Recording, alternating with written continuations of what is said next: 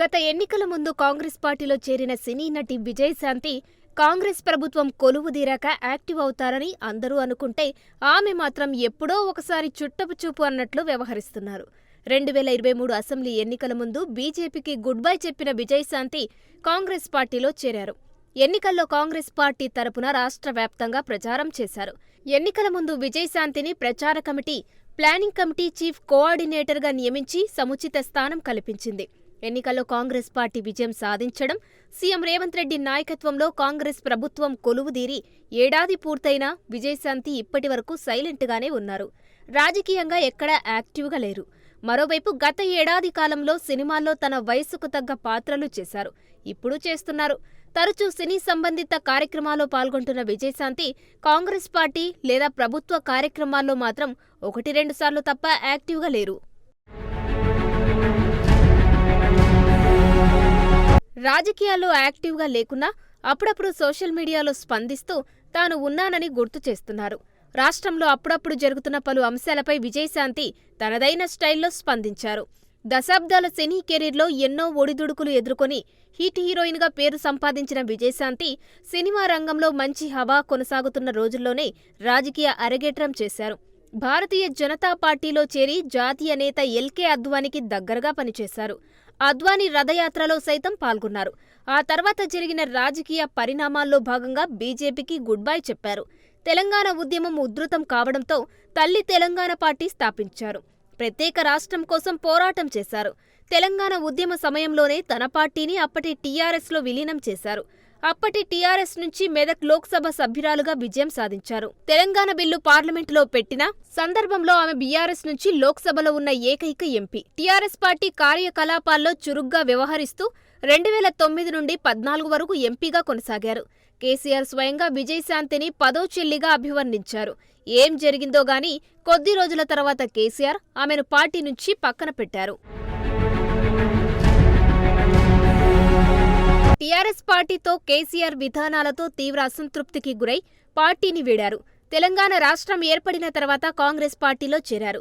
తెలంగాణ కల సాకారం చేసిన కాంగ్రెస్ పార్టీ ప్రజలకు తనకు మేలు చేస్తుందని భావించి పార్టీలో చేరినట్లు ప్రకటించారు.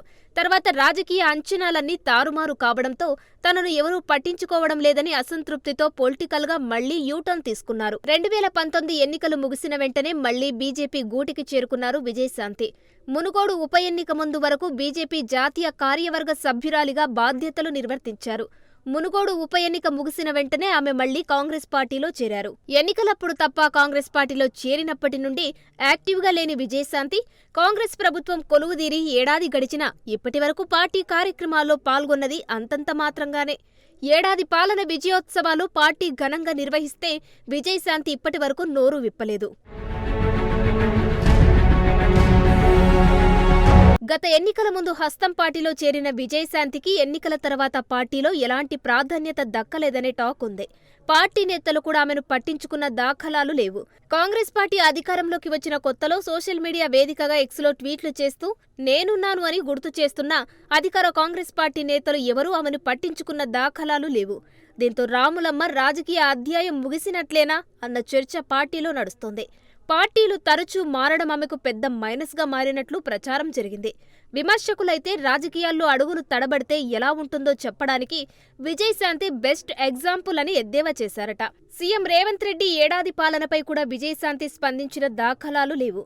పార్టీకి దూరంగా ఉన్నట్లు విజయశాంతి వ్యవహరిస్తుంటే పార్టీ నేతలు కూడా అంతే దూరం పెడుతున్నట్లు కనిపించింది. పార్టీ కార్యక్రమాల్లో చురుగ్గా పాల్గొనని విజయశాంతిని ఎందుకు ఎంకరేజ్ చేయాలని కాంగ్రెస్ వర్గాలు ప్రశ్నిస్తున్నట్లు టాక్ జరుగుతోంది. ఆమె తనకు తాను పార్టీకి దూరం ఉండడం వల్లే పార్టీ కూడా ఆమెకు ప్రయారిటీ ఇవ్వట్లేదనే అభిప్రాయాలు వ్యక్తమవుతున్నాయి. విజయశాంతి మొదటి నుండి ఏ పార్టీలోకి వెళ్లినా అసంతృప్తి ఆమె గళం. ఏ పార్టీలోనూ నిలకడగా లేనట్లు కనిపిస్తుంది. చేరిన పార్టీలో ఆ సంస్కృతిని అలవాటు చేసుకోలేకపోతున్నట్లు కనిపిస్తుంది. కాంగ్రెస్ కల్చర్ రాములమ్మ యాటిట్యూడ్ కు సెట్ అవ్వట్లేదన్న ప్రచారాలు జరుగుతున్నాయి.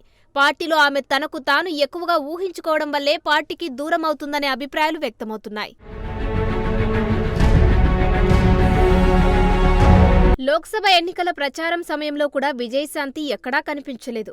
అయితే రాములమ్మ రాజకీయాల్లోకి యాక్టివ్గా లేకపోవడానికి చాలా కారణాలున్నాయంటున్నారు ఆమె సన్నిహితులు. అధికారంలోకి వచ్చిన కాంగ్రెస్ పార్టీ విజయశాంతిని అగౌరవపరిచిందంటున్నారు. ఆమెకు తగిన గౌరవం ఇవ్వలేదన్న చర్చ జరుగుతుంది. అధికారంలోకి వచ్చాక తనకు పార్టీలో తగిన ప్రాధాన్యం లభించకపోవడం వల్లే ఆమె సైలెంట్ అయిపోయారని చెబుతున్నారు.